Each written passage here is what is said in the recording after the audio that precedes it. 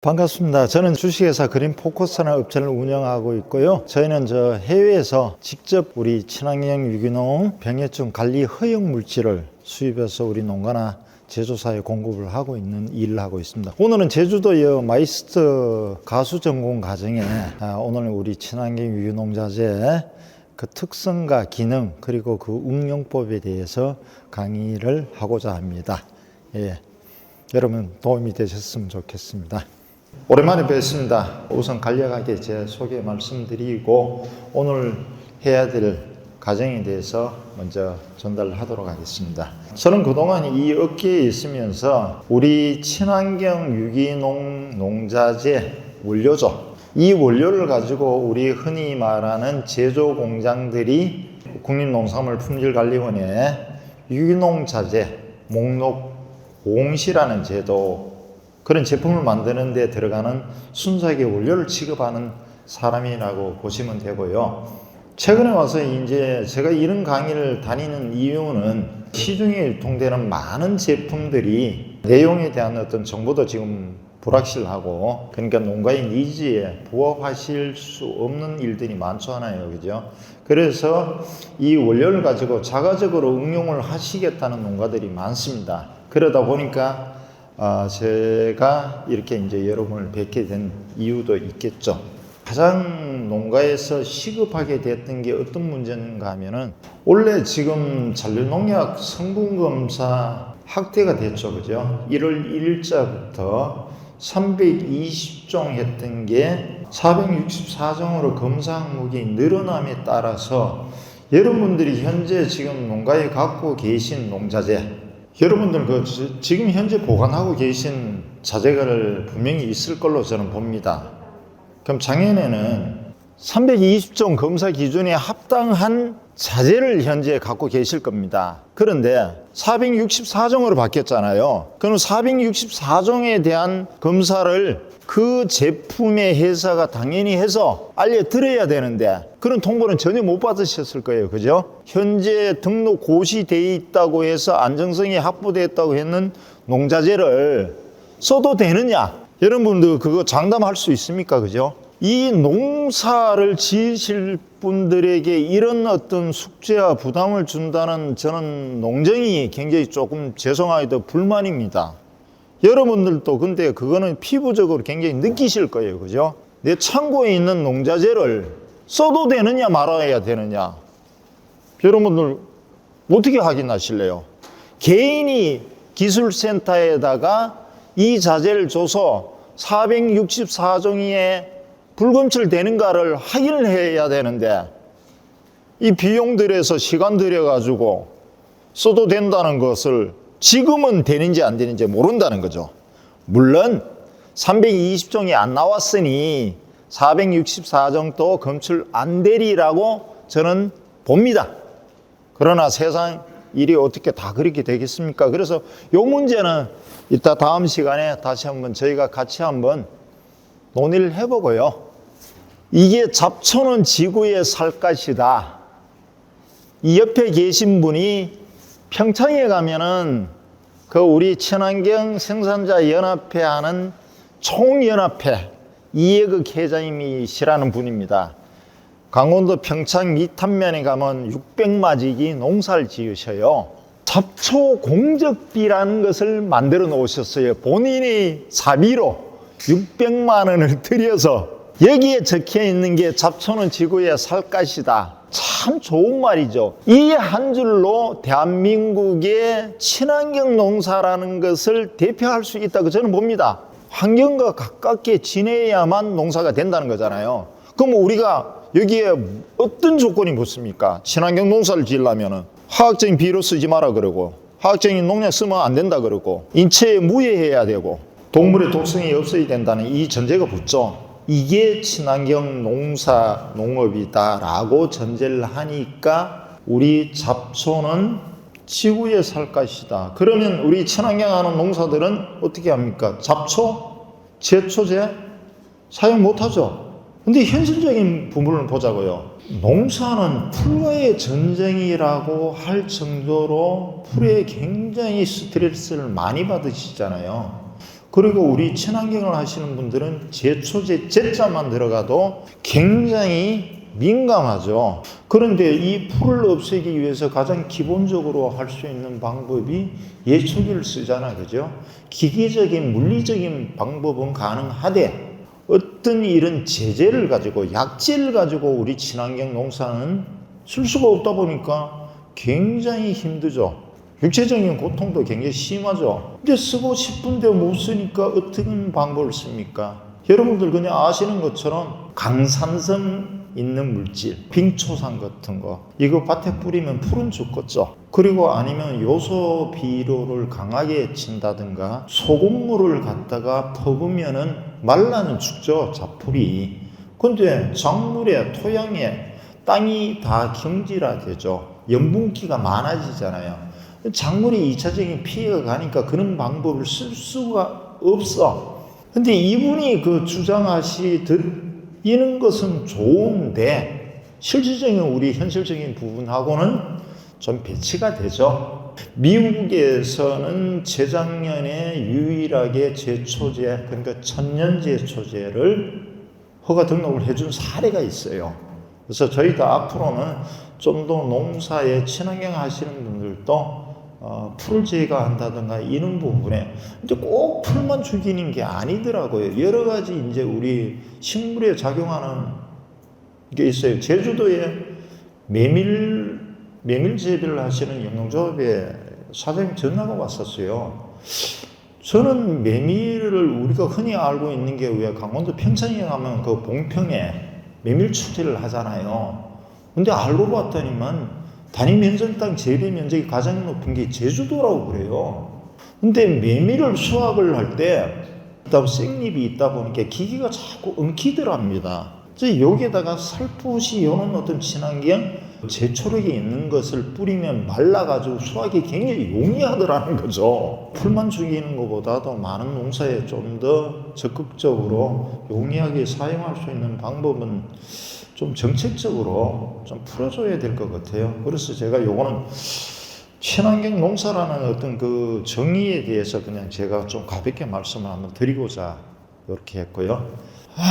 뭐 아시는 것처럼 유기농산물하고 무농약 농산물 지금 현재는 두 가지로만 구분되어 있죠. 무농약에서 이제 한 발 더 나가서 유기인증 농산물로 가시는 분들이 계신데요. 참 이것도 현실적으로 보는 게 굉장히 사실은 많은 고통을 갖고 계시더라고요. 육지에서도 또 보면 그 가술로 하시는 분들 중에서 내가 무농약에서 유기 전환을 할 것이냐 말 것이냐 이 시점에서 굉장히 고민을 많이 하셔요. 우리가 무농약하고 유기 농산물을 재배하는 조건은 특별한 건 없죠. 여기서 화학적인 비료, 그 전에 사용했던 건장량의 일정 부분을 쓰느냐 마느냐. 자, 그러면 우리 무농약에서는 사종 복합 비료나 미량요소 비료는 사용이 가능하죠. 그런데 유기 인증을 받는 순간에 시중에 유통되는 친환경 자재라고 하지만 사종 복합 비료 통만 농가에 있어도 인증기관 직원들이 돌아다니다가 그거 보는 순간에 아무런 적이 없어요. 생각 없이 바로 인증 취소 사유에 해당된다고 자꾸 태클을 걸어. 그럼 농가에 계신 분들이 굉장히 스트레스를 받잖아요. 왜냐하면 사종복합 비료에는 뭐가 있습니까? 말 그대로 사종이잖아요. 그러면 NPK 중에서 질소인산가리 중에서 두 가지, 그리고 나머지 두 가지는 미량요소 중에서 두 가지, 뭐 붕소든 뭐 몰리브덴이든 이거가 포함되어 있다 그래서 그럼 질소하고 인산이나 카리가 화학적인 비료고 거기에 성분량이 0.05 또는 0.005 정도 들어가 있어요.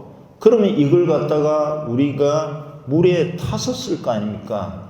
기본적으로 쓰는 게 1000배로 되어 있죠. 모든 약재들은 1000배입니다. 그러면 1000배 물을 타면 비료로서의 어떤 효과가 있느냐 없느냐 굉장히 의문이 들 정도로, 그래서 일부에서는 농자재를 만드는 회사들, 비료를 파는 액상 비료를 만드는 업체들 전부 다 봉이 김선다리 같은 놈들이다 라고 그러죠. 물장사다. 여러분들 20kg짜리 NPK 요소 비료든 아니면 질소나 인산 가리를 사시면요, 평생 비료, 액비를 만드실 수가 있을 거예요. 그 돈 얼마입니까? 한 포대 3만원에서 한 5만원 정도짜리 사시면은 여러분들이 원하는 NPK는 비료는 얼마든지 만드실 수가 있어요. 이걸 가지고 제품이라 그래서 얼마에 판매하는 거 사 쓰시면은 바보라고 제거를 와서 그런 이야기는 하지만, 지금 우리 친환경 농자재는 NPK가 들어가 있는 4종이든 미량 요소를 왜 만드는가 하면요, 유기자재 목록 공시라는 제도가 있잖아요. 이거 말고는 우리는 비료법에 해당이 돼. 그럼 4종 복합 비료나 미량 요소로 밖에는 허가를 받을 수가 없어요. 그러니까 그 안에다가 NPK를 맞춰 넣고 나머지는 우리가 뭐 알고 계시는 제충국 추출물 넣는다든가 대리슬 넣는다든가 님오일 넣는다든가 아니면 자담오일 넣는다든가 이렇게 해서 허가는 어쩔 수 없이 비료로 허가를 받아. 그러니까 나머지는 유기자재 목록 공시를 받거나 아니면은 비료법에 해당되는 비료로 밖에는 출시를 못해요. 그러니까 일반적인 농약회사의 비료보다는 단가가 비싸겠죠. 다른 첨가물이 많이 들어가 있기 때문에 우리가 이제 그 무농약에서 유기로 가시려는 분들이 굉장히 고민하시는 부분이, 유기농산물이 됐을 때 정말로 거기에 상응하는 내 수익이 보장이 되느냐, 이 고민도 생기잖아요. 전부 다 학교 급식 이쪽에 살을 걸고 있어요. 내가 학교 급식에 안정적으로 공급이 농산물이 못 들어가면은 연세 드신 분들은 뭐 인터넷 판매라든가 이런 데도 굉장히 좀 힘겨워 하시잖아요, 솔직히. 그런데다가 무농약 틀리고 유기 농산물이 현격하게 수익이 보장이 된다면 유기로 가겠는데, 결국은 유통하는 회사들, 좀 대기업이라든가 분명히 무농약과 유기 농산물을 구분해서 가격 책정을 할 겁니다. 그런데 실질적인 우리 재배하는 농가들은 그런 어떤 혜택, 수익 안 되니까 무농약에서 굉장히 갈등을 많이 하시더라고요. 상황에 맞는 선택을 하실 수밖에 없다는 거. 한 번만 요건 더 하시고요. 유기농자재란 무엇인가? 똑같습니다. 현재 유기농산물을 친환경 농산물이죠. 여기서 GAP하고는 틀립니다. 이것도 참 애매하죠. 우리가 GAP나 무농약이나 유기농산물이나 인증 마크 있잖아요. 일반인들 그거 구분해서 잘 안 사죠, 그죠? 이게 유기농산물에 대한 개념도 잘 없어요. 무농약이면 일단 농약을 안 쳤구나, 그냥 단순하게 이렇게 생각을 해요. 그러니까 유기농산물이 뭔지 무농약 농산물인지 잘 구분이 안 되는데, 거기다 GAP까지 있어. 마크를 보면 뭔지 잘 몰라. 그러니까 우리가 상대적으로 친환하시는 농가들이 본의 아니게 조금 그런 쪽에서도 뭐 피해라 그긴 그렇지만 어쨌든 간에 그런 게 있어요. 유기농산물 생산, 제조, 가공 또는 취급하는 과정에서 사용할 수 있는 허용 물질을 원료 또는 재료로 하여 만든 제품을 우리가 여러분들 알고 계시는 공시되어 있다는 제품들, 공시 번호가 있는 것, 그걸 유기농자재라고 사시는 거래요. 이게 현재는 지금 2개의 국내 강원대학교, 순천대학교 친환경센터에서 그런 어떤 자재를 심의해서 적합하다면 농산물 품질관리원이 인정을 해줍니다. 그러면 여러분들은 이거는 국가에서, 정부 기관에서 인정한 자재라고 믿고 쓰시는 거죠. 이거는 뭐 중요한 건 아닙니다. 여러분들 농약방이나 대리점에서 가끔 이래 보면은 유기자재 목록 공시되어 있는 제품 하나 하고, 이거는 보셨는지 모르겠는데 품질 인증을 받았는 제품이라고 이런 거 혹시 보신 적 있는지 모르겠어요. 요거는 뭔가 하면은 어떤 차이가 있는가 하면은, 품질 인증 제도는 공시된 것보다도 보증 성분, 그러니까 우리가 흔히 말하는 재충국이 만일에 거기에 들어가 있어. 그럼 10% 정도 들어가 있다. 그래서 방제가에 대한 보증은 아닙니다. 대한민국에서 친환경 농자재는 어떤 거든 간에 몇 프로가 방제력이 있다고 한 건 없어요. 그건 표기 자체도 안 되게 돼 있고요. 하면 그건 불법으로 되는데 품질 인증에 대해서는 그 원료에 대한 보증 성분만은 표기가 돼 있어요. 요 차이입니다. 거기에 뭐 무슨 방제가가 차이 나가지고 뭐 어떻다는 건 아니고 단지 이렇게 차별성을 두기 위해서 정부에서 그때 이걸 시행을 하긴 했는데 별로 농가에는 도움이 되지 않더라는 거죠. 이거 품질과 인증 받으려면요, 제조사들은 비용이 더 들어가요. 비용이 들어간다는 이야기는 뭔가 하면 결국은 소비자 가격이 올라간다는 이야기가 되죠. 자, 여기 보면 우리가 유기농 병해충 관리 허용 물질이라고 되어 있습니다. 우리가 옛날에 민가에서 이거를 어떻게 불려서 해봤더니 벌레가 죽더라. 요거 말 그대로 천연에서 추출한 제재는 뭐든지 쓸 수가 있습니다. 여기 한약제제가 있죠. 한약제제 중에서 어떤 성분이 벌레에 작용을 하더라는 거죠. 그래서 요걸 갖다가 우리 농사 쪽에 써요. 단순히 뭡니까? 비싸다는 거죠. 담배 2차하고 있죠. 담배 2차. 이 성분이 질긴물에 잘 듣는다고 알려져 있어요. 그런데 왜 여기 보면은 다른 것들은 제재라고 되어 있죠. 담배는 차라고 되어 있어요. 이 성분만 뽑아가지고 쓰면 안 된다라고 되어 있어요. 순수 니코틴은 제외라고 되어 있어요. 니코틴은 독성이 굉장히 강한 겁니다. 독물로 되어 있기 때문에 우리 농사 쪽에서는 저건 순수 니코틴을 불허하고 열수로 끓여서 니코틴 성분을 측정을 해보니까 약 2% 정도 이상은 공식적으로 유통은 됩니다. 여러분들이 많이 한다면 뭐 10%짜리, 20%짜리 자가적으로 만들어 쓰는 것은 문제가 없습니다. 이거는 말 그대로 님 오일이라도 표현이 되어 있지만 여기는 뭐가 있습니까? 살충성분이 있는 거예요. 지금 국내에서는 님 오일이나 님 추출물로 표현하는 게 정확한 표현은 님 추출물입니다. 살충성분을 해서 뽑아냈기 때문에 이건 추출물인데 그냥 시중에서 오일 그러니까 저는 오일이라고 표현하겠습니다. 살충력이 있고 살균력, 항균력 다양하게 있어요. 거의 수백 년, 수천 년 더 인도 쪽이나 네팔, 동남아 쪽에 아프리카 이쪽에서 자생하거나 이런 데에서 이제 발견이 되고 그걸 갖다 우리가 농사 쪽에 쓰고 있거든요. 여기 살충 그리고 박테리아, 바이러스 이런 쪽에도 여러 가지 쪽에 굉장히 작용을 많이 해요. 그래서 동남아 쪽에 가면 이 니모를 갖다가 물에 풀어가지고 동자소독을 해요. 그런데 조금 아쉽게도 우리 대한민국에서는 이걸 갖다가 그런 성분을 다 제외하고 이 안에 있는 살충 성분만 딱 그러니까 여러 가지 좋은 성분들 다 지키고 하나만 정해놨어요. 곤충이 애벌레에서 끝내기 성충으로 바뀌는 벨트 가정을 조절해서 생명 사이클을 파괴한다. 이게 제가 지금 여러분들께 강조를 하고자 하는 겁니다. 제가 이걸 강조하는 이유는요. 5, 6년 전부터 대한민국의 기후변화가 굉장히 심각하죠. 대구 근처에 사과나무 있습니까? 없어요. 어디까지 갔어요? 경기도 연천, 철원, DMZ 안에까지 사과 농장이 올라가 있어요.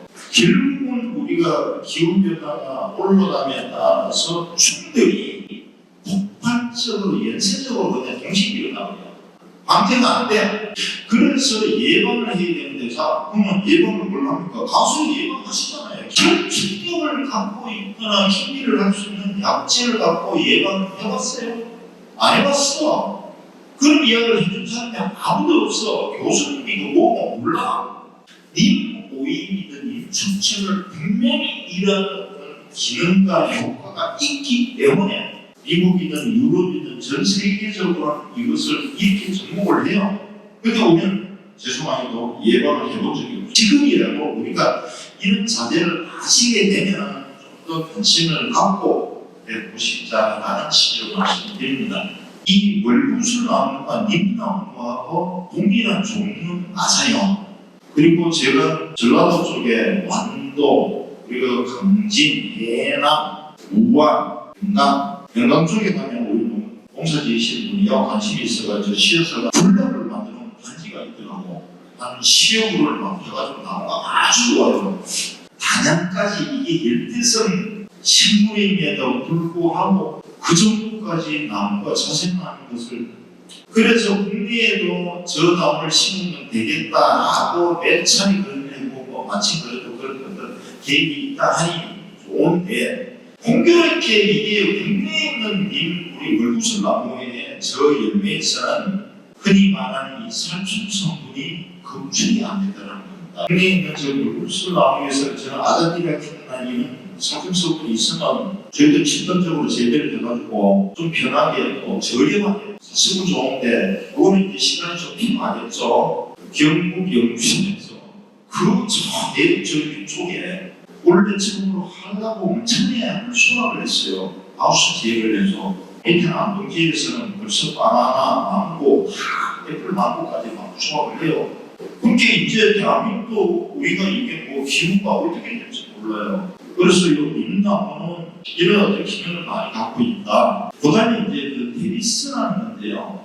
이게 그동안 사용을 해보니까 상당히 강해요. 그래서 제조회사들이 지금 많이 쓰는 게 테리스라고 우상을 많이 이제 원료로 해서 쓰는. 근데 이건 보면은 다른 특별한 거 없어요. 뭐 강물에 대한 해가 없고 인축에도 해가 없다. 너무 당연한 거고. 저 미나를 하시는 분이 계시더라고요. 근데 그게 보니까 뭐가 피해가 있습니까? 우렁이 피해가 심했어요.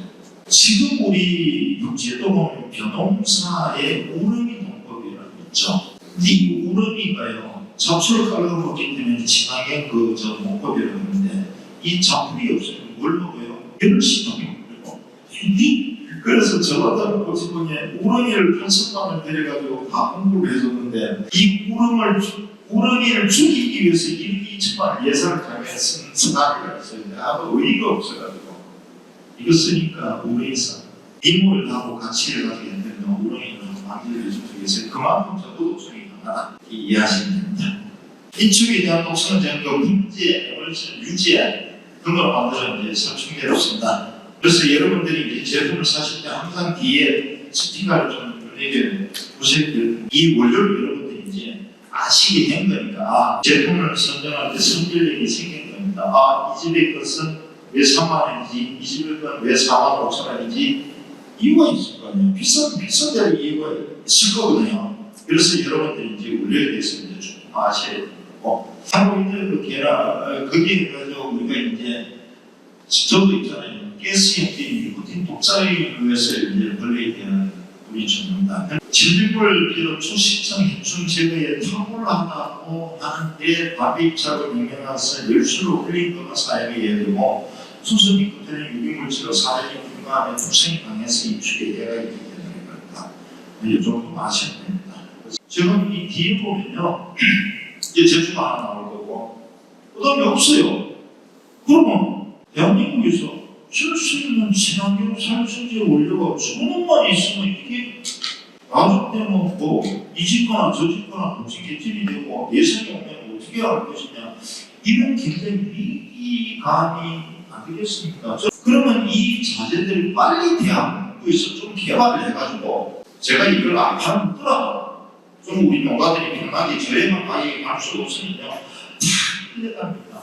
이거는 그 쓴맛이 나니까 화장제를 써요. 실제로 건재상이나 화장관에 가서 보면 우산 다 있어요.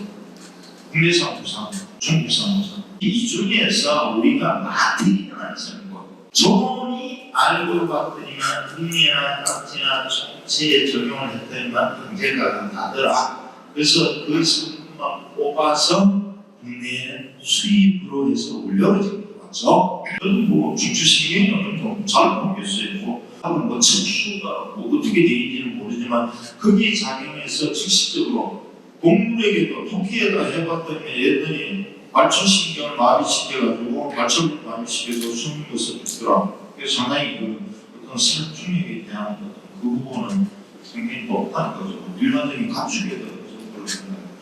이 제주도에도 제충국과 비슷한 것들이 있다고 해서 여러분들 담배랑 밑이나 어디 마당이나 조금 농가 근처에 제충 좀 심어 보신 분들 계실 거예요. 가장 많이 지금 제충국을 생산하는 시골 나라가 아프리카죠. 케냐, 남아공. 그리고 우리나라에 들어왔던 제충국들이 왔다. 아프리카 얘기예요. 그리고 호주도 많이 제충을 재배합니다. 일본도 예능 많이 했었어요. 근데 대한민국이 못할 이유가 없잖아요. 사실적으로 피네슬린이라는 건데 피네슬린 A라는 거하고 B라는 게 합쳐가지고 이제 이 성분이 가장 직접적으로 신속하게 이게 선충 성분이 드러나는 모양입니다. 이게 내성이 생기는 순간에 뭘로 잡아요? 못 잡아요. 여러 많은 직원들이요. 농가에 다니면서 어르신 사나이 우리 이 친하게 농가자는요. 식물에서 추출한 천연물이기 때문에 내성이 안 옵니다. 왜 내성이 안 와요? 말이 됩니까 그게? 화학적인 성분도 내성이 오는데 천연물은 내성이 왜 안 와요? 내성이 100% 옵니다. 그걸 믿으시면 안 돼요. 우리 물론 제품뿐만이 아닌 다른 제품들도요 효과 좋다고 거기에 너무 기인되다가 썼다가는 어느 순간에 갑자기 이게 왜 작년하고 틀리네? 그런 오해가 생기지. 그러다가 우리 내성이라는 게 충이 안 붙는 것도 있잖아요. 병증이 생길 수 있잖아요. 제충은 좋아요. 중간중간에 다른 거 단용은 쓰지 마세요. 절대로 쓰지 마세요. 비용도 무지하게 비쌉니다. 그래서 이 제충국은 즉시적인 건데 그리고 살충 성분인 피레슨이 가장 많은 때가 언젠가는요. 꽃이 만개 약간 활짝 피어가지고 오봉머리가 밑에 이쁘게 딱 싸고 있을 때 이때 모가지만 팽팽 잘라요. 이걸 아주 고온에다가 건조를 시켜가서 그다음에 이제 우리가 이제 추출했는데 이게 이제 피레슨이라는 성분을 붓는데 검색을 해보면 제충물을 갖다가 추출하는 방법 어마어마하게 돌아다닐 거예요. 알코올에다가 뭐 100g을 말려놓은 제충물을 갖다가 몇 g을 갖다가 알코올에 이렇게 해서 몇 시간 뒤에 하면은 살충성분이 나옵니다. 그래서 이런 식으로 해가지고 이 살충성분이 얼마큼 나오는가가 증명이 안 되잖아요. 이 살충성분이 이게 몇 프로가 들어가는지 500배를 쓰든 100배를 쓰든 이래 하는데 이게 정확치가 않으니까 여러분이 결국은 시간 버리고 돈 버리고 제충국의 종류가 워낙 많아요. 이게 그래서 자가적으로 하는 것은 그냥 우리가 개인 관심사로 저 베란다에 아니면 조그맣게 텃밭에 있으면 그런 정도는 몰라도 우리 농산 쪽으로 여러분들이 하실 것은 아니더라는 거예요. 왜 좀 우리가 몰랐던 거 흔히 말하는 진딧물이나 음이나 종체나 깍지 맹충이나 무슨 선녀벌레 상대들 맹이 이런 애들이 예를 어린 무충들은 벼룩처럼 다 튀어요. 그때는 속된 말로 내중에는 못 잡아요. 왜? 얘들이 우리가 어디 저 하우스도 아니고 오지 있는데 하잖아요. 날개가 달려있는 놈들은 어떻게 돼요? 비 오면 얘들이 어디 떨어집니까? 비 맞아도 얘들이 이게 그래서 요거는 여러분들 한번 다 보시고 밑에 보면 자, 우리가 그 제품을 쓰시잖아, 그죠? 제품을 쓰실 때에도 뭔가 조금 2% 부족하다면은 우리가 첨가제를 써야 됩니다. 물론 제품이라고 하는 게 100% 완벽하다고 볼 수 없기 때문에 거기에 우리가 뭔가 좀 더 가미를 해서 쓰는 게 효과 증진이라든가 결국은 그게 나중에는 내성 방지라든가 비용 절감에도 좀 기대를 할 수가 있거든요. 그러면 우리가 일단 한번 요걸 좀 개념을 좀 알고 갑시다. 전착제, 고착제, 침투 이행성, 식량제 이런 이야기들 많이 합니다. 자, 전착제는 뭘까요? 식물 또는 병해충의 표면에 넓게 퍼지게 하기 위해서 사용하는 보조제의 일종으로 식물성 오일, 세제류, 계면활성제. 자, 여러분들 제품을 이렇게 혼용을 할 때요, 우리가 전착제라든가 이렇게 뭔가 거품을 많이 일어나게 하기 위해서 어떤 걸 주로 쓰십니까? 뭐 농가에서 이렇게 제가 여쭤보면은 난 뭐 퐁퐁을 주로 쓴다는 분도 계시고 세제 종류죠, 그죠? 뭐 가루비누 이게 뭐 때문에 쓸까요? 우리가 그 주방에서도 세제를 쓰면은 이렇게 거품이 막 일어나잖아요. 그럼 세척력이 좋아지죠. 거품이 이렇게 있는 표면을 전체적으로 펼쳐서 그렇기 때문에 우리도 약재에다가 이런 어떤 전착 기능, 여기 이제 복합적일 수는 있어요. 전착제하고 우리가 일반적인 뭐 정량제라든가 침투 예형세니까 이게 다 이제 비슷하긴 해요. 그럼 여기 보면 식물성 오일, 아까 특히 여러분들 알고 계시는 자담 오일, 그지요? 이 식물성 오일이잖아요. 이게 전착 기능. 왜? 여기도 분명히 이제 그 자담에서 파는 오일에도 여러 가지 이제 성분 중에서 유화제가 당연히 있으니까 넓게 펼쳐주잖아요. 그래서 이걸 이제 전착 기능이 있다고 이야기하고요. 고착제는 대한민국의 모든 원료나 제품은 접촉독이라고 말씀드렸죠. 이 접촉독 말고 하나 우리가 뭐가 또 있는가 하면 미생물로 만든 충제가 있어요. 미생물로 만든 거. 근데 이 미생물은 말 그대로 습식독입니다. 얘들 몸 안에, 그러니까 충이 이파리를 깔아먹거나 그 약물을 먹음으로 인해서 이게 몸에 들어가서 미생물이 작용을 일으키는 거죠. 뭐 설사를 일으킨다든가 구토를 유발한다든가 이렇게 해서 충을 죽이는 게 이게 섭식성 충제가 있어. 근데 이놈이 도대체 이게 미생물이 몇 마리가 있는지 이게 먹었는지 안 먹었는지도 몰라. 근데 어쨌든 간에 우리 일반적으로 지금 시중에 많이 유통되는 대다수의 제품들은 거의 식물에서 축출한 아까 여러분들이 다 들으셨던 이런 걸로 만든 접촉성 살충제다. 그러면 이 살충제 원료가 제품이 비가 왔어. 쉽게 내려가 보면 안 되잖아요. 그죠? 얘가 몸 안에 침투되기 전에 마르거나 비가 와서 쉽게 내려가 보면 효과가 없어진단 말이야. 그래서 요런 어떤 고착제를 해서 요런 몸에 딱 붙게 만들어주는 거야. 딱 굳어버리게. 약물을. 주로 뭐 쓸까요? 파라핀 오일. 그 다음에 피톤치드라든가 또 오일도 가능하죠. 자, 여러분 여기서 파라핀을 써보신 분 계시죠? 요것도 까딱 잘못 쓰면 기계유제처럼 똑같아요. 근데 이 파라핀도 대한민국의 극동유화라든가 유동파라핀이나 미창석유에서 나온 파라핀이 있어. 근데 이 파라핀이 농사 쪽에 쓰라고 만든 건 아니었단 말이에요. 근데 우리가 필요해서 그걸 이제 농사 쪽에 접목을 하는 거예요. 그러면 어떻게? 풀어줘야 되잖아요. 물에 풀어줘야 되잖아. 니모일 싸다고 여러분들 혹시 누가 권유해가 야 그거 그린포커스의 거보다 훨씬 싸더라.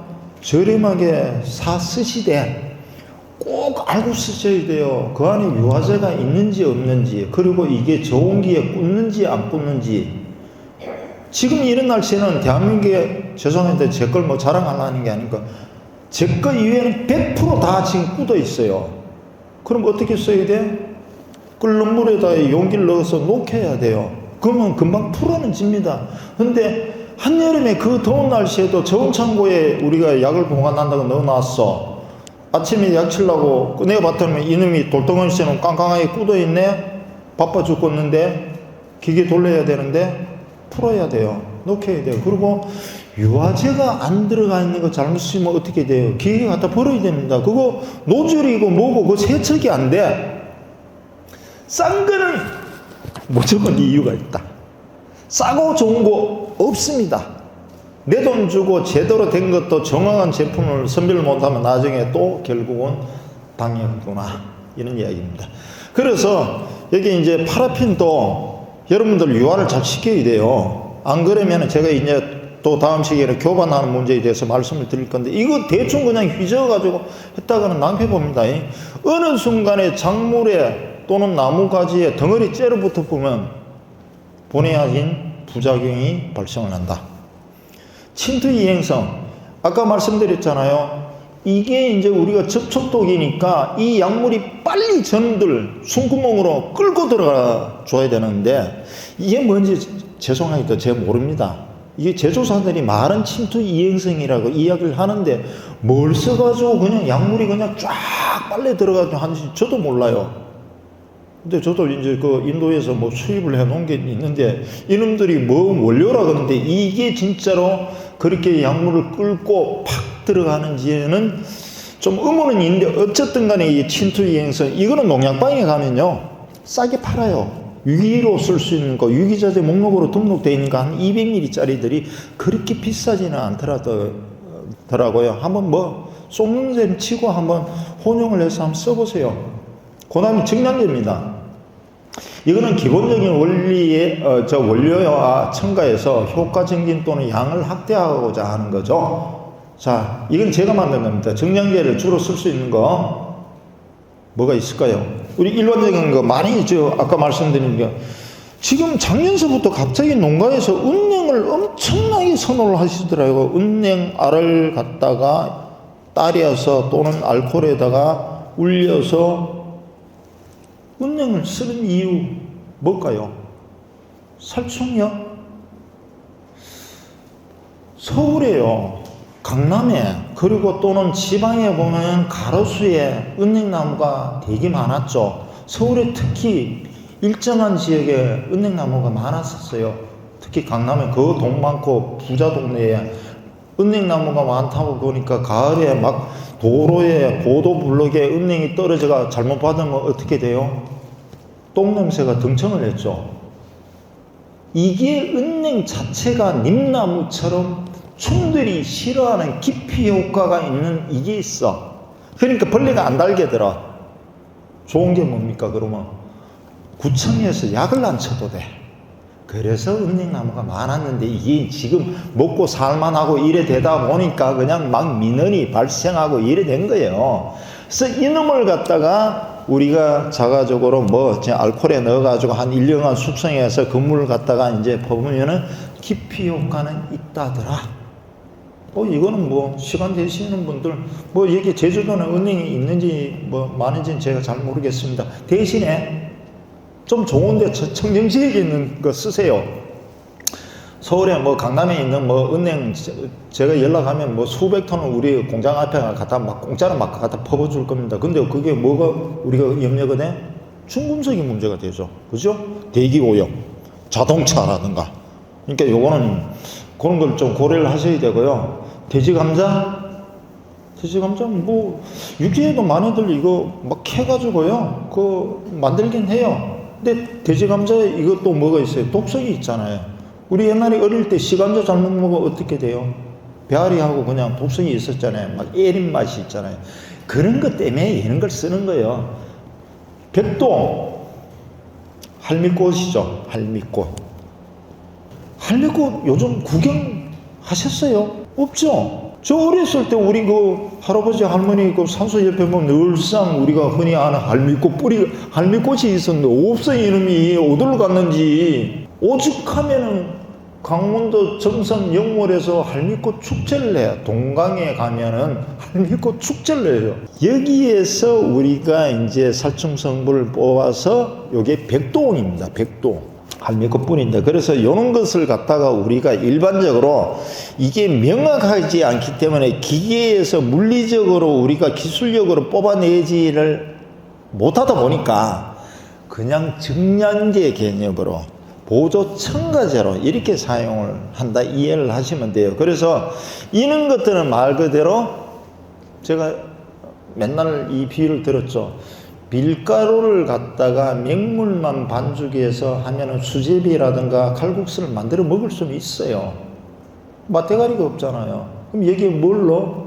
계란도 넣고 우유를 넣어서 반죽을 하면은 훨씬 낫죠. 거기에다가 멸치 다신 물에다가 또 다 해서 호박도 좀 이렇게 볶고 계란치단도 넣고 하면 틀리듯이 우리가 약재에다가 항상 이렇게 하면서 효과 증진을 하고 내성 방지하고 그러면 A라는 회사의 제품을 3만 원 주고 샀어. 이거 첨가하면 좀 비용도 좀 줄어들고 내 입맛대로 자가적으로 만들어 갈 수 있다는 취지에서 이런 것은 좀 그 염두에 두셨다가 한번 응용을 해보세요.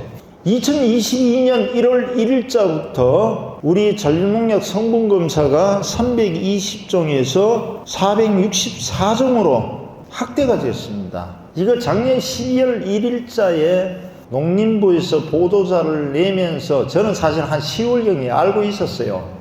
계속 뭐 우리 농자재 협회를 통해서는 이거 막 민원도 넣고 건의를 해봤는데 공무원들을 한번 딱 정해놨잖아요. 절대로 죽었다 깨어나도 이걸 뒤로 빽하는 게 없어. 앞으로 가긴 가도. 여러분들 대한민국에서 지금 농약 성분 검사를 몇 종을 할 것 같아요? 제가 오죽 답답했으면은 품질관리위원회에다가 민원을 넣었어요. 대한민국이 친환경 농사 못 짓는다. 대한민국에서 친환경 농사라는 것은 없다. 당신네들이 이런 식으로 할 것 같으면은 누가 농사를 어떻게 짓겠냐고. 1월 2일자부터 464종을 검사를 하겠다 그러는데 딱 조건이 있었죠. 민원을 넣었기 때문에 3월 말까지는 유예를 해준다 그랬어요. 농산물에 대해서는. 근데 우리는 지금 블루베리가 없잖아요. 없으니까 천만다행인데 작년에 사과를 수확을 했어. 저장고에 있어. 올해도 나갈 수 있고 올 추석에도 나갈 수 있잖아요.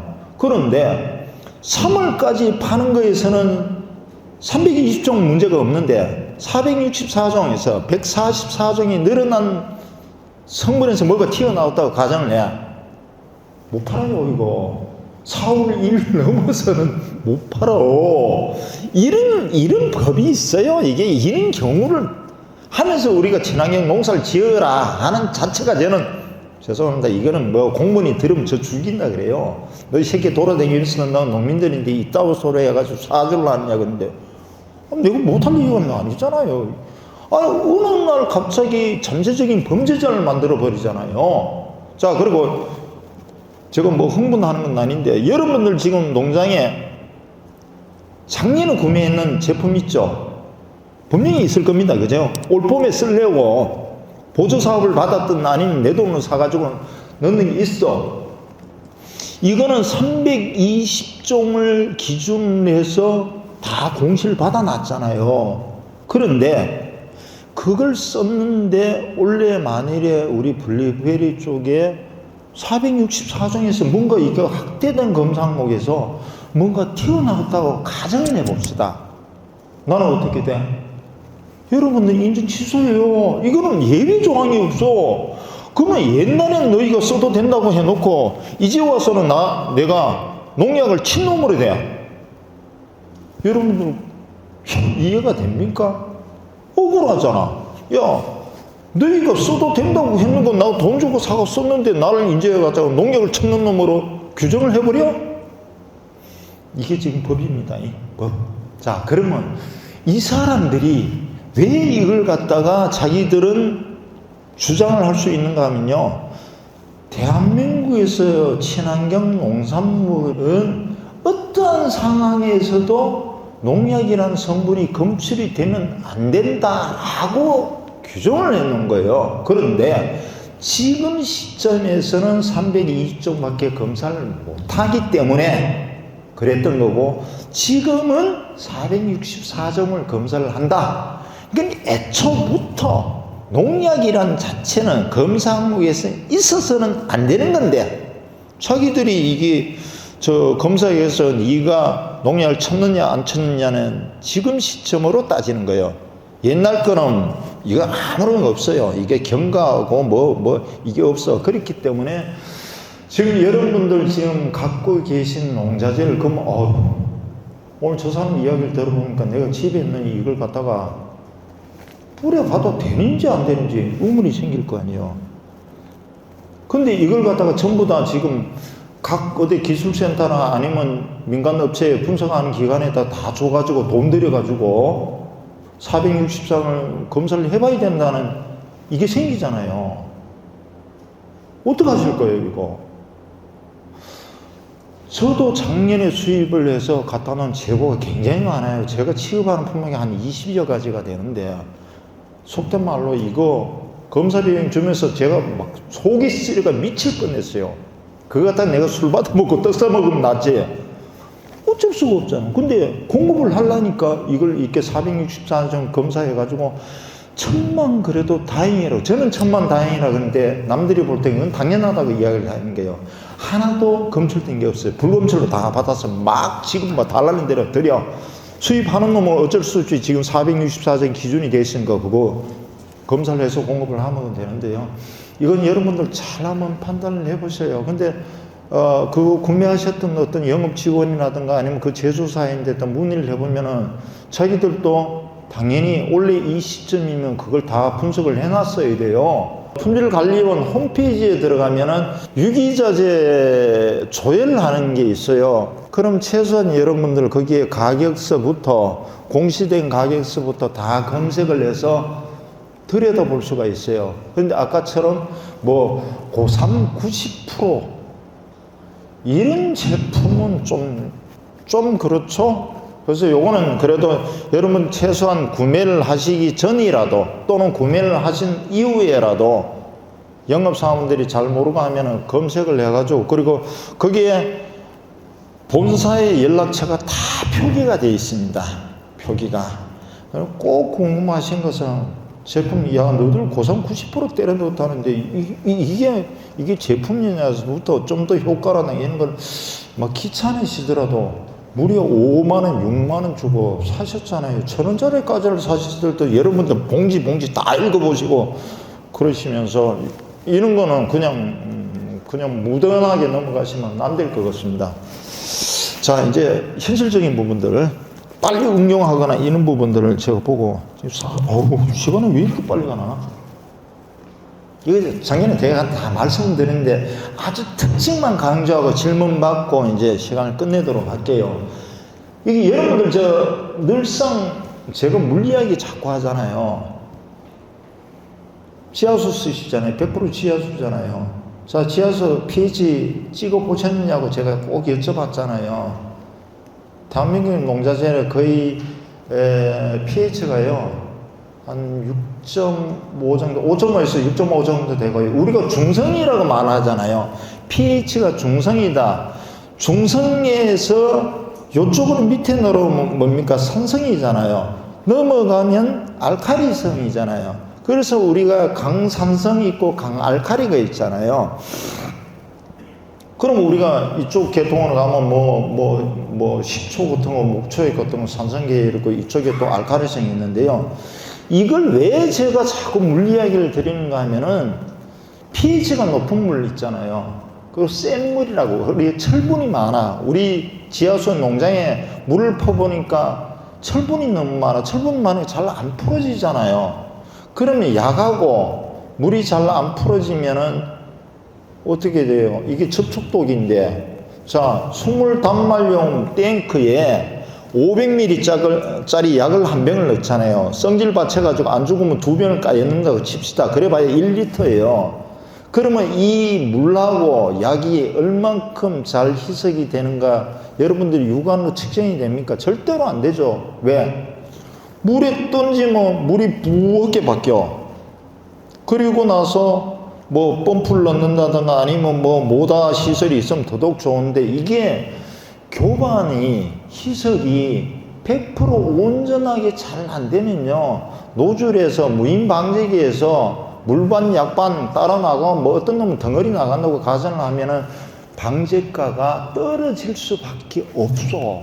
그래서 여러분들 이게 물을 시간을 두고 이렇게 한번 실험을 한번 해보시면요. 정 안 되면은 뭐 도깨비 방망이 옛날에 나낙류 만든다고 대개들 농장에 있더라고요. 그러면 내가 우리 조그만 소량 어디 컵에다 가지고 한번 돌려보세요. 30분 돌렸을 때하고 3시간 돌렸을 때 입자가 어떻게 되느냐.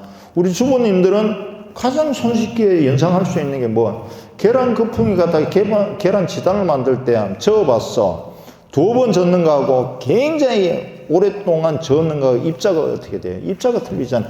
이게 중요한 거예요. 입자가 고르게 되면은 결국은 전착력, 흡수력이 얘들 몸에 맞았을 때 보드랍게 맞잖아요. 목욕하실 때 우리 주부님 요즘 되게 보면 뭐 샤워기 뭐 달아놔요? 연수기 달잖아요. 자담 애들이 연수기 팔죠. 60만 원이니까 뭐 얼마에 판다고 돼? 염소기 쓰라는 이야기는 최소한 우리가 물이라도 부드럽게 만들어 주자는 거죠. 물이 부드럽게 되었을 때 약이 잘 풀린다는 이야기가 전제가 된다면은 pH도 꼭 찍어봐야 된다. 왜? 센 물에 갖다가 아무리 좋은 샴푸를 갖다가 머리 감아봐야 머리카락이 철사같이 뻐덕뻐덕해져. 요즘은 그나마 린스라도 있지. 제 어릴 적에 뭐 린스가 어디 있었어요? 빨래비누 아니면 세수비누 갖다 머리 감으면 다행이었어. 우물물 갖다가 머리 감았잖아요. 그거 다 생물이기 때문에 그렇잖아요. 그래서 이거는요 굉장히 중요합니다. 그래서 물에 따라 희석되는 정도와 교반신의 어느 상태에서는 이게 방제가가요 확연히 틀려져요. 어느 한쪽에는 진짜, 그래서 아까 기계유제라든가 우리 식물성 오일계통을요 교반 제대로 희석을 제대로 어느 정도 안 해주면은 어느 한쪽에 만약에 덩어리째로 기름이 묻었다고 쳐요.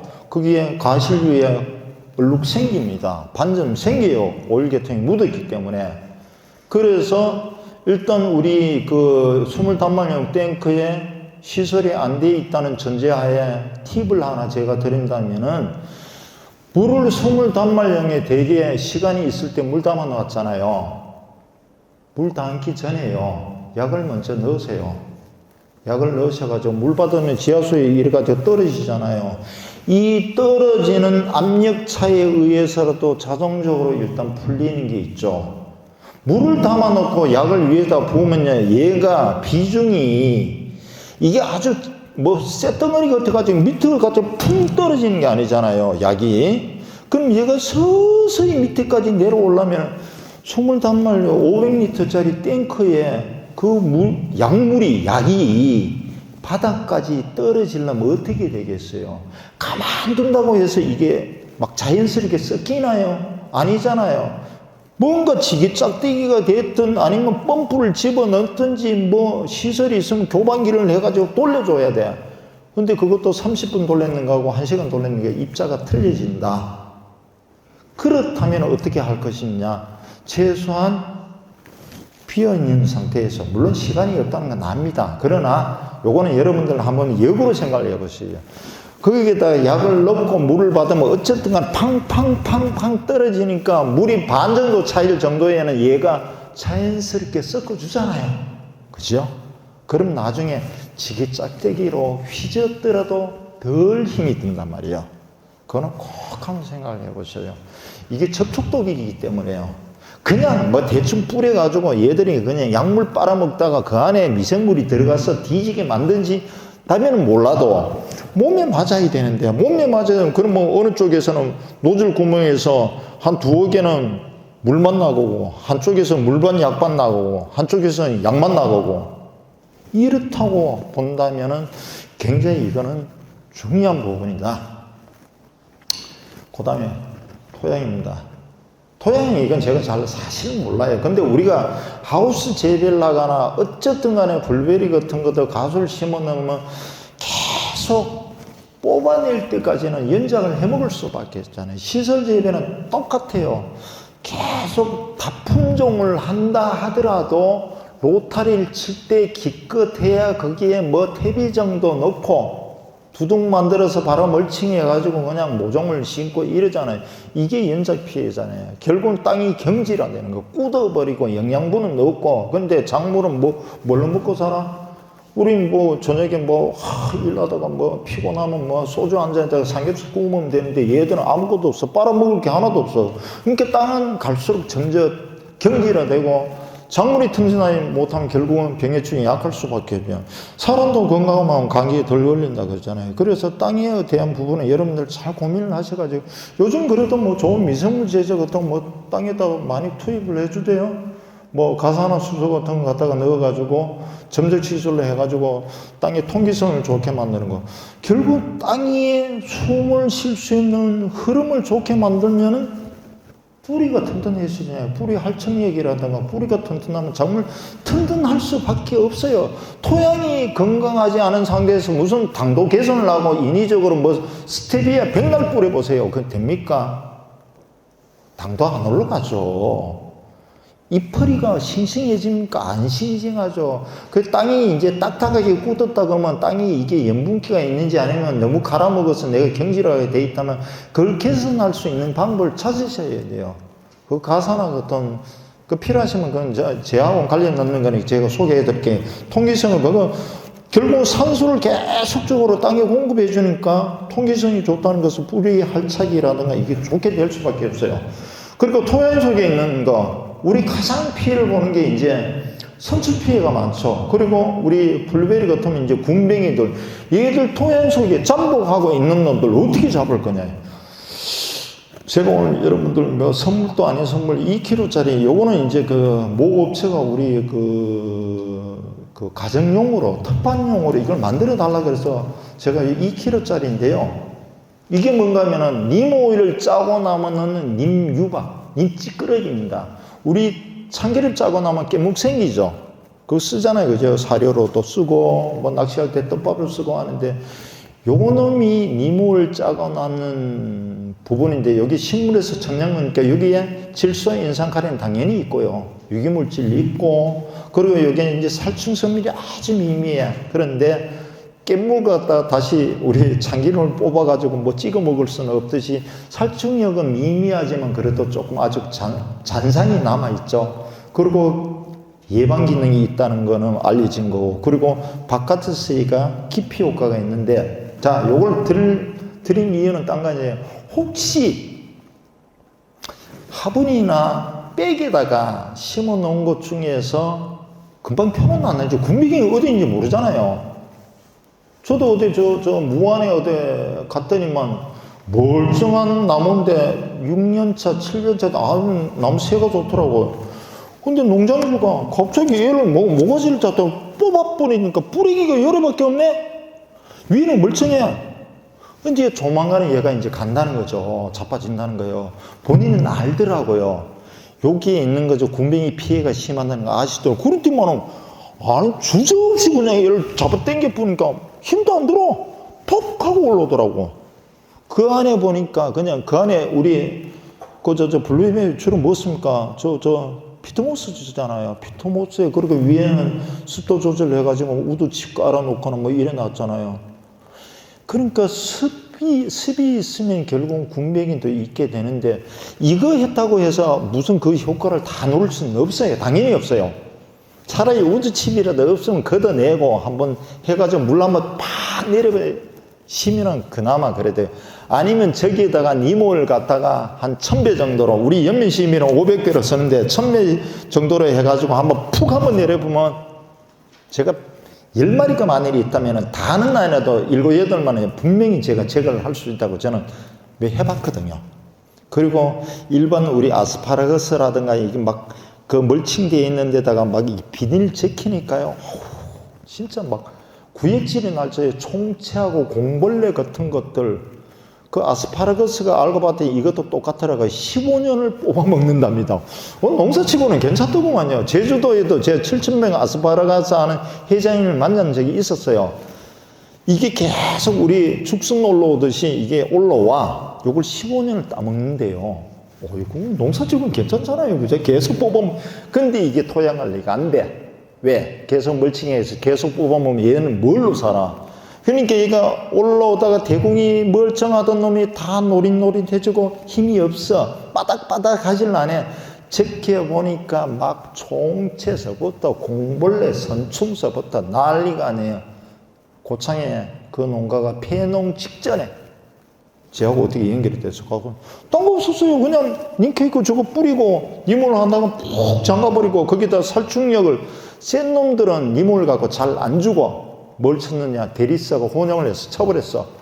깨끗해. 3년을 더 갈아먹었어요. 올해는 완전히 이제 본인이 걔들 수명이 다 했대요. 3년을 더 갈아먹었어요. 그래서 요거는 제가 한번 샘플로 그냥 드린 거니까요. 관심을 갖고 한번 뭔가 해봐야 돼요. 아니면은 나중에 그 피트모스를 가지고 상토를 만들어 가지고 하실 때요. 섞으시면 훨씬 좋지. 이 안에 들어가는 거니까. 그래서 저희가 시설 재배에서도 로타리 칠 때 집어넣으라 그래요. 위에 추비 형태로 하는 것은 아무래도 효과가 떨어져요.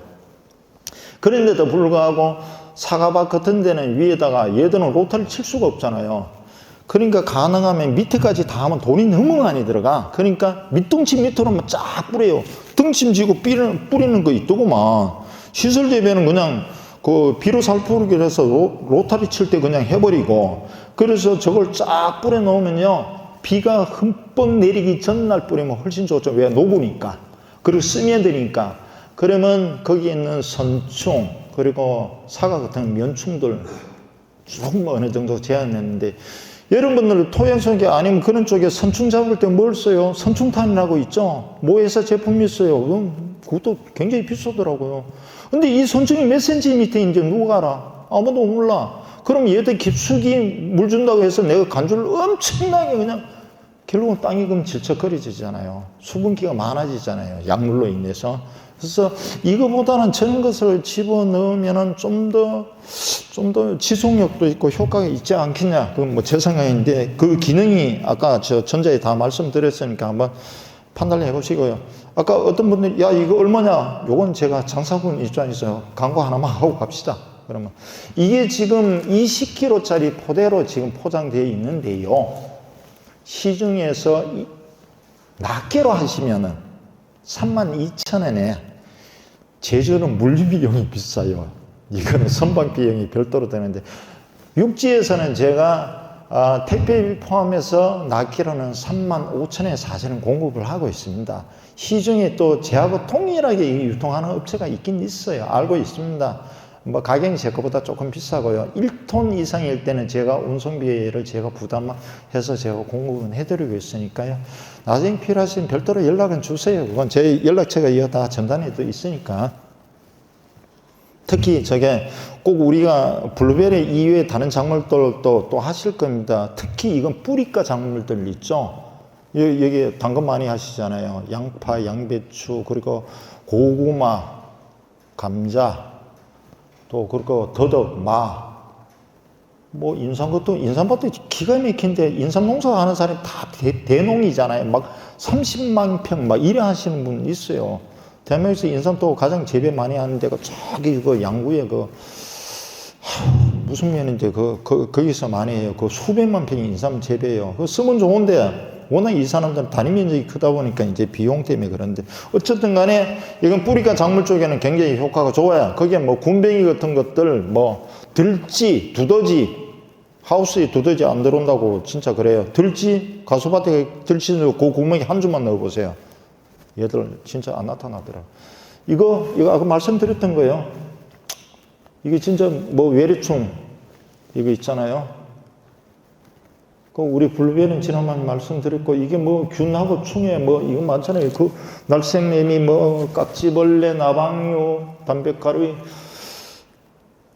이거 돼 있는 게 이게 2000년 이거 좀 된데 437개인데, 이게 등록돼 있는 농약 수를 블루베리에 만일이 저거 다 못 쓴다면, 저건 PLS 기준입니다. PLS 기준에.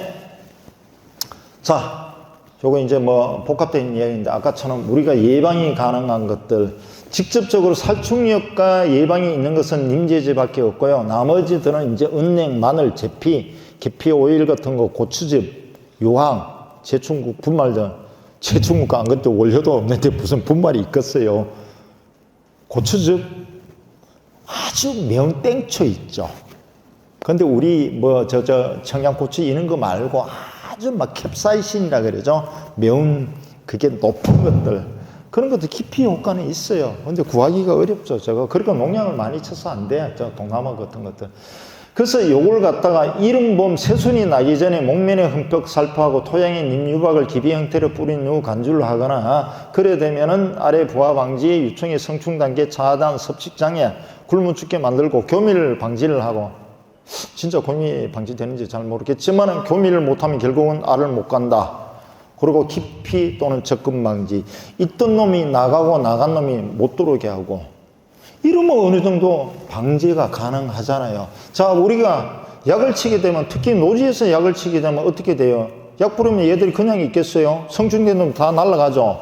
날아가고 주변에 막 가버려.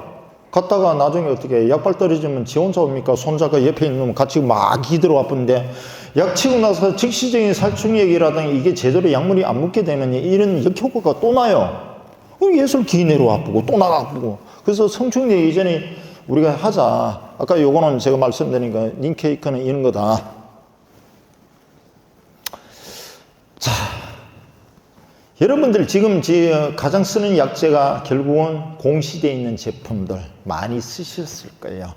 그게 영업을 하는 사람이 있고, 제주도에 보니까 무슨 뭐 업체들이 있대. 그리고 뭐 또 뭐 친환경 뭐라고 이렇게 하는 그런 데서 막 매장이 어디 큰 게 있다면서요, 제주도에. 거기가 뭐 각 회사 제품들 딱 전시해 가지고 판매를 하고 있다고 들었어요. 그런데 제품을 갖다가 우리가 계속 쓰게 되면 나중에 결국은 내성이 왔을 때 대체를 할 수 있느냐? 왜 대체를 못하는 게 하면요, 제품에서는 아까처럼 새로운 신제품을 만들게 되면은 새로 등록을 해야 돼요. 아니고 거기서 자기들이 뭘 바꿨잖아요. 아까 대리수 20% 넣었는데 효과를 증진시키기 위해서 허가는 20% 넣고 30%를 넣을 수가 있겠죠. 조성비 위반됩니다. 걸리면 등록 취소가 돼요. 그러니까 함부로 이게 못 움직여요. 그리고 20 넣겠다 그래 놨다가 30을 넣으면 원가가 올라가잖아요. 그래서 제품이 이게 지금 한계성이 있어. 그래도 어쨌든 간에 여러분들, A라는 회사 제품하고 B라는 제품사가 다 혼용은 됩니다. 거의 다 이게 원료의 어떤 그 pH가요, 거의 비슷해요. 그러니까 두 개 충돌이 안 일어나요. 그런데 님제제가 들어가는 거에다 유황을 섞지는 마세요. 유황 섞으면 이게 살충 성분이 완전 반감돼요. 그래서 유황은 쓰실 때 좀 잘 하시고요. 그래서 제품과 제품을 혼용을 해서 여러분들 응용하시면 1번, 2번이, 3번이 만들어지잖아요. 그래서 그렇게 응용해서 교차 살포를 막 하셔야 돼. 그 다음에 제품과 원료잖아요. 아까 말씀 누차 드렸지만은 들어가 있는 내용을 내가 검색을 하거나 물어보니까 뭐가 이런데 뭐가 듣기는 들어와. 근데 2% 부족해. 그러면 내가 원료를 갖다가 더 첨가하면 되잖아요. 첨가하면은. 그래서 자가적인 제품을 가는 그 다음 단계로 여러분 하시고, 세 번째는 결국 어떻게 돼? 이런 원료와 원료를 내가 응용을 하면 되죠. 그러면 비용은 솔직히 근데 이 원료를 파는 회사가 사실은 없어요. 저 포함해서 손가락 안에 한두 명밖에 없어요. 요걸 사셔가지고 여러분들이 자가적으로 응용, 물론 시간이 많이 걸릴 거예요. 왜냐하면 시행착오 거쳐야 돼. 이러다 해보고 저러다 해봤는데 솔직히 죄송하게도 바쁘신 분들께 제가 그렇게 하시라는 것은 어떤 이상형이 될 수는 있겠어요. 근데 그래 결국은 가야 돼요. 이게 왜냐면은 자가적인 응용 없이는 농자재 구입 비용과 내성 방지를 위한 제품 선택의 한계 분명히 부딪힐 수밖에 없고, 지금도 그러실 거예요. 야, 약 쓸 게 없더라 이야기 하시잖아요. 어느 회사 거 좋더냐, 누구. 근데 저 집은 되는데 우리 집이 안 될 수가 있어요. 그죠? 그러니까 이게 동일할 수가 없어요. 환경과 이게 다 틀리기 때문에. 그래서 이게 이제 한정된 원료가 지역별, 작물별, 층별로 정립된 제품 정에 없어서 농가들이 선택하시는 데는 되게 어렵다. 이게 지금 원료의 성분량과 기능에 따라 이게 사용하시는 게 이게 하기는 100% 1000배라고 말씀을 드렸잖아요. 그러면 500ml짜리 한 명이 20단말용이 됩니다. 왜 이렇게 만들었을까요? 제조회사에서는 이렇게 만들 수밖에 없어요. 살충제를 하나 만들었는데 저 집은 1000배짜리인데 나는 500배짜리 제품을 출시를 했어. 소비자가 뭘 쓰겠어요? 1000배짜리를 쓸 수밖에 없잖아요. 그래서 500짜리는 안 만들어. 안 만드는 게 아니라 없어. 본래 만들어야 돼. 고3 축출물을 제가 여기에는 500배 희석으로 해놨어요. 대한민국에서 고3 축출물 500배라 한다면 제품 회사에 저 죽이려고 그래요. 자기는 다 1000배로 되어 있는데 저는 500배로 치라 그래요. 니몰 500배로 치라 그래요. 저 원료 장사잖아요. 원료의 특성과 기능과 그 성분량에서 희석 비율이 어떻게 이걸 감히 1000배라고 이야기를 해요. 거기에다가 자기는 80% 50% 집어넣고. 그래서 이걸 이제 지금 환경이라나 이런 건 어쩔 수가 없어요. 이게 500ml를 갖다가 속물 단말용으로 1000배를 쓰시는데 여러분들 분명히 이게 신경질 나면 어떻게 됩니까? 2배 까였죠. 돈은 배로 가잖아요. 2배 넣을 수밖에 없어요. 근데 2배 넣어서 한 번에 치고 끝나면 되는데 안 되다 보니까 연속적으로 계속 가다 보니까, 그리고 지금 시기 같은 이런 환경에서는 살포 주기가 짧아졌잖아요. 옛날에 우리가 5일에서 일주일 상간에 한 번 친환경 자재는 2번 내지 3번 쳐보고 예찰을 해서 이 제품이 내 몸에 맞느냐, 내 작물에 맞는가 한 다음에 추가 구입을 결정을 하시라고 했거든요. 지금은 안 맞아요, 그게. 3일 만에 그냥 때려봐야 되는데, 안 되는 게 이틀 만에 그냥 약치다가 골병 든다니까요. 가수 쪽에 사과밭에 아주 작년에 아주 착살났었어요, 막. 그래서 이런 것들은 여러분들이 이제 어쩔 수 없이 이제 희석 배율도 조정하셔야 되고, 살포 주기도 조정하셔야 되고, 그리고 기타 첨가제까지 또 집어넣으라 그러니까 뭐 머리가 복잡해지기 시작하는 거예요. 아, 제품 하나만 쓰면 되는데 왜 자꾸 저놈이 자꾸 다른 것도 막 써보라 그러는 게 이게 방법이 없잖아요. 효과 증진을 위해서 그렇게 해야 되는 거예요. 그래서 물리시석 방법입니다. 여러분들 그 아까 소물 단말용에다가 한꺼번에 그냥 다 때려놓고 이거 하시는 건 어쩔 수 없다고 현실이라고 칩시다. 먼저 1차적으로 작은 말통이나 바게스에다가 넣으세요. 그리고 가능하면 물은 찬물보다는 살짝 미지근한 물 40도 정도 요렇게 하면 우리 때밀 때도 좀 따뜻한 물에 때가 잘 불리잖아요. 뭐 그거 단순한 거예요. 제가 무슨 전문적인 게 아니고 요렇게 해서 먼저 희석을 하세요. 그래서 작은 물이 희석된 것을 원통에 넣어서 정량의 물을 받을 것. 물 있는 데서 담는 것보다는 먼저 이걸 얘들 섞어 놓은 것을 넣고 물을 받으시면은 그나마 훨씬 더 잘 풀린다. 요거는 그냥 상식적으로 지금까지 이렇게 안 해보셨을 거예요. 그냥 한 병 까였고 그냥 막 약장대 끌고 나가기 바빴잖아요. 근데 시간을 조금만 좀 여유를 갖고 미리 그렇게 하시고요. 그 다음에 일정한 시간 충분히 교반해서 약간물이 잘 섞이도록 하라 그러는데 요거는 현실적으로 여러분들 상황에 맞게 하시고요. 그 이유는 뭐냐? 계속 누차 강조하지만 접촉독이다. 그래서 그렇다. 그리고 우리가 이게 왜 자꾸 해그름 무렵에 살포하는가? 다른 의미 없습니다. 친환경 자재 접촉독이니까 약물 빨리 말아버리면요 약발 못 받아요. 그래서 가능하면 해가 기우는 그 시점에 칠하는 이야기지. 근데 나 바빠 죽겠어. 아침에 눈 뜨자마자 난 새벽 4시 반에 약 쳐. 그럼 그때 있을 수도 있잖아요. 또는 그때부터 기온이 올라가기 시작한다고. 그럼 빨리 말라버리기 때문에 저희가 이렇게 강조를 드려요.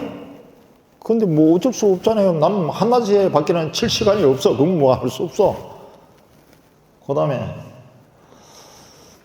이게 되게 다 충이 어디 있습니까? 입뒷면이 있잖아요. 자, 우리 무인 방지기 쓰신다 그랬어요. 퍼그 방식도 있어. 연막기 있어. 다 좋아.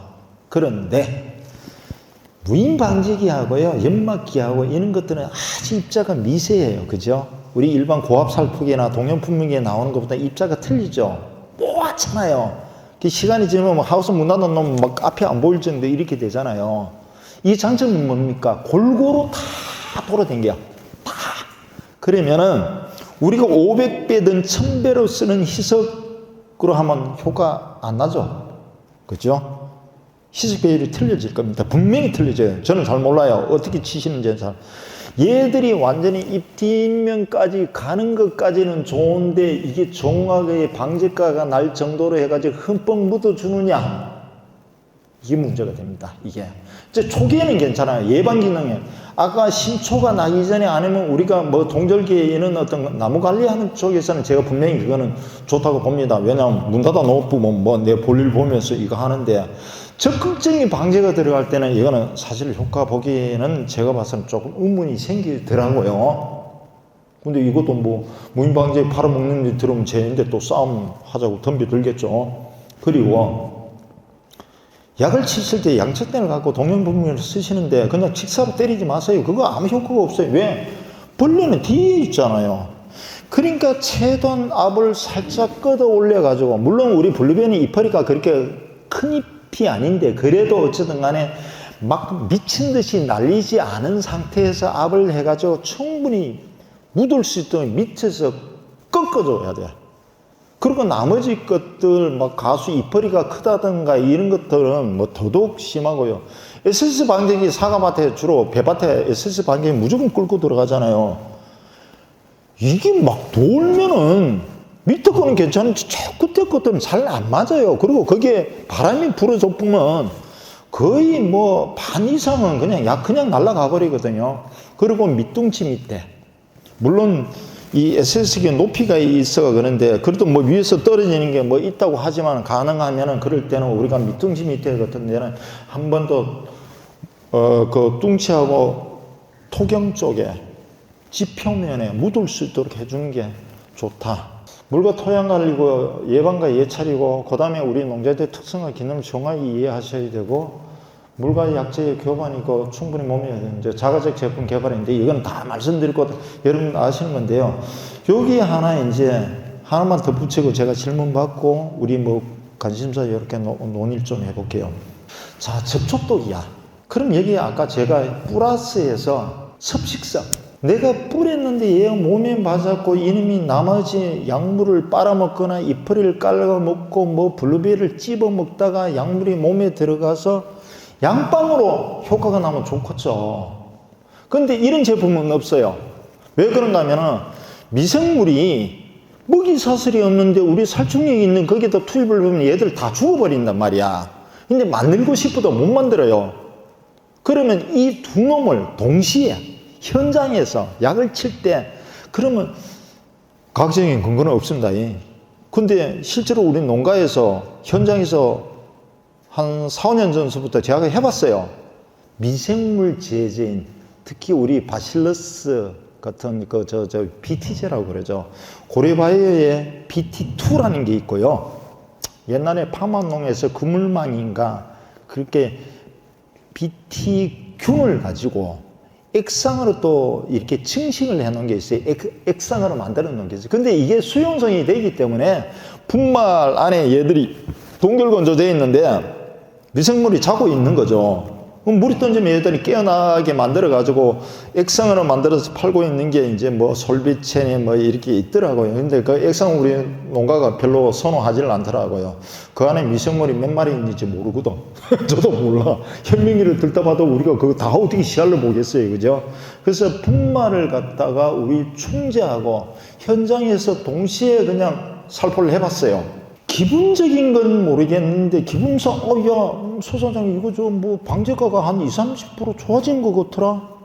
근데 미생물이 진짜 그렇게 작용을 해서 효과가 증진됐다는 것은 사실은 어떤 실질적인 근거는 없어요. 근데 저희가 어쨌든 간에 미생물 얘들이 그냥 몸에 묻어놓은 놈의 효과와 플러스해서 이게 어떤 안에 들어가서 작용을 일으키지 않느냐라고 추측을 해요. 그럼 우리는 해봐야 되잖아요. 물론 돈이 들어가겠죠.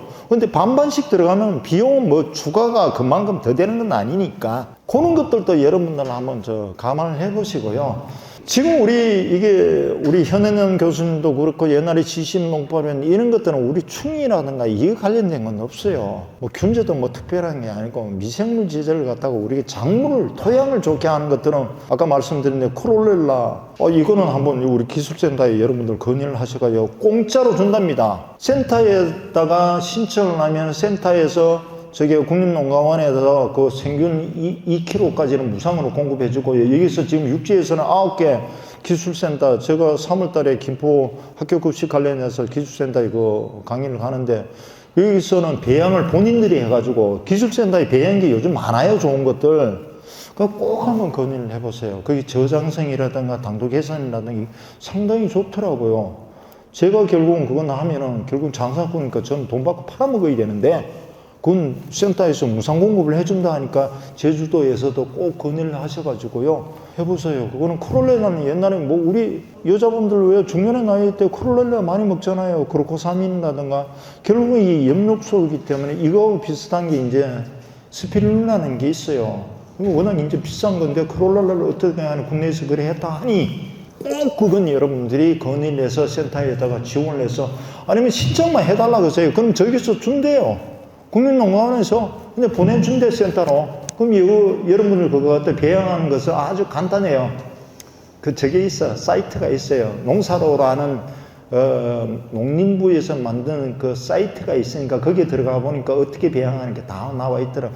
만들어가지고 바로 현장에서. 왜 이거 계속 그 장기 보관하면 얘들도 산멸 하거든요. 그건 꼭 한번 해보세요. 그래서 오늘 두서없이 제가 이렇게 또 두 번째 만나 뵈면서 적어도 있었고, 어쨌든 간에 뭐 중복되는 사실도 있었는데, 한 번 더 여러분들 복귀하셨다는 취지에서 하셔가지고, 궁금하시거나 뭐 항상 저한테 연락 주시고요. 어떻게 뭐 좀 제가 두서없이 말씀을 드렸는데, 조금 도움이 안 된 것 같으네. 다음에 또 올까요, 그러면? 예, 그러면은 별다른 적이 없는 걸로 보고 교육 요걸로 마치겠습니다. 고생하셨습니다. 예, 고맙습니다.